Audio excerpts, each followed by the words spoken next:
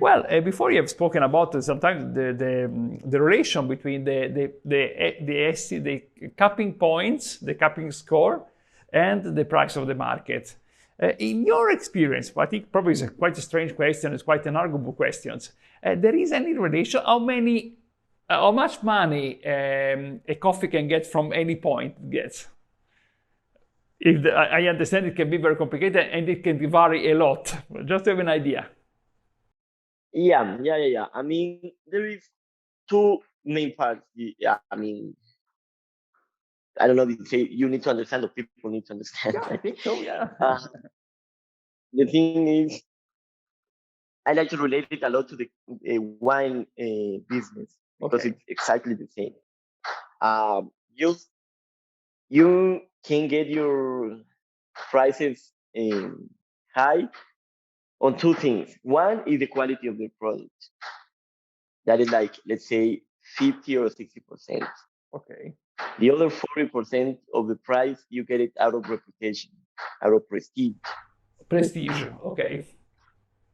I So, hope I got the word prestige, so to add story, to explain. Yeah, but not only the story behind it, because the traceability is part of the specialty business, no? Okay, you kind of assume that it's implied already.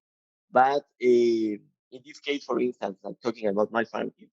Who is this Aguacate? I mean, okay. who the fuck is Aguacate? Okay. That is one question. Or another thing is, hey, I have heard about Aguacate. I have heard they say the coffee in this part of the world. I have actually tried. And along the years, you start building a prestige, a reputation as a brand. Yeah. And you can say, hey, you want to try my coffee? Now it's $2 more, $3 more. So you want to say that the capping score is affecting the first 60%, the first place we faced. Exactly. Okay. Exactly. So it's just measuring this part. Well, I mean, but if the coffee gets, I don't know, 85 or 90 points, how much price it can increase? Yeah. Let's go back to that 60 part, in which, especially when you are into your first years, that is the only thing you have. You don't have any reputation. You don't have a brand. You have to build it. For instance, we are just playing. I know. I understand.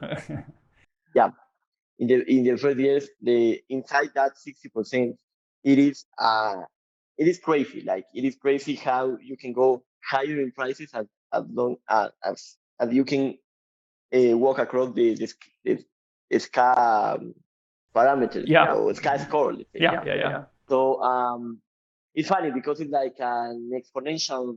If you translate it into a graphic, it's a completely exponential. Like at first, if you go from 81 to 82, no one cares.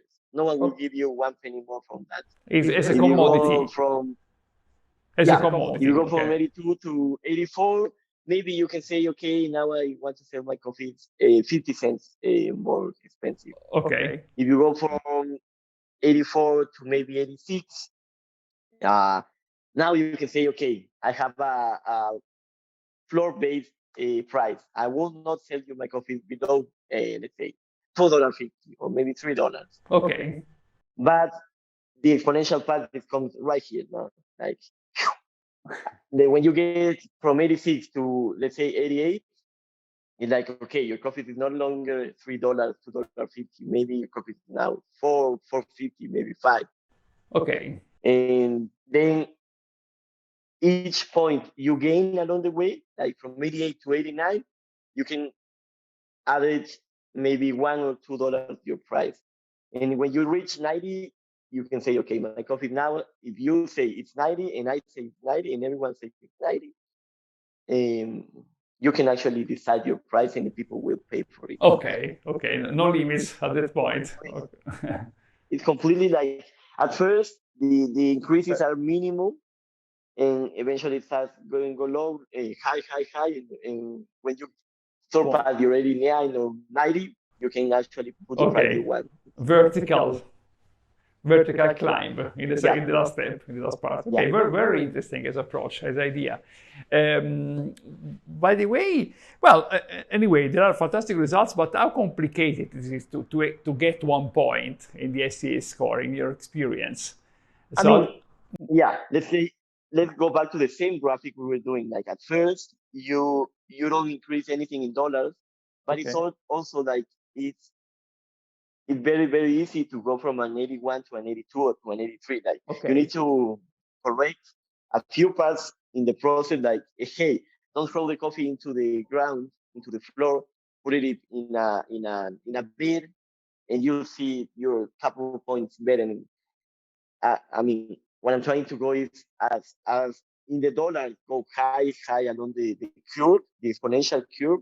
It's also the amount of difficulty you will have to increase that point. That's the amazing part of it. Not like it's not just so subjective. It's also in the processing part is very objective. Like at first, improving a couple of points is very easy. Like as I told you, you do one or two things another way, and it's high.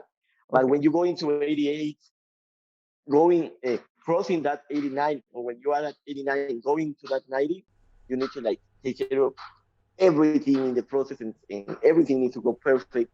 And you need to find where is your mistake along the way. Maybe it was in the field, maybe it was the nutrition of the plant, maybe it was the harvest, maybe it was the fermentation. Yeah, I mean, it started getting very, very difficult. So the curve will be exactly the same as the dollar curve. I see. If you go high into the scores, it will be much more difficult to keep improving, going up. And then at the end, if you want to win the Olympic Games, every detail become fundamental. Yeah. Okay. But like with a microscope. That's a very, very interesting point of view. Yes.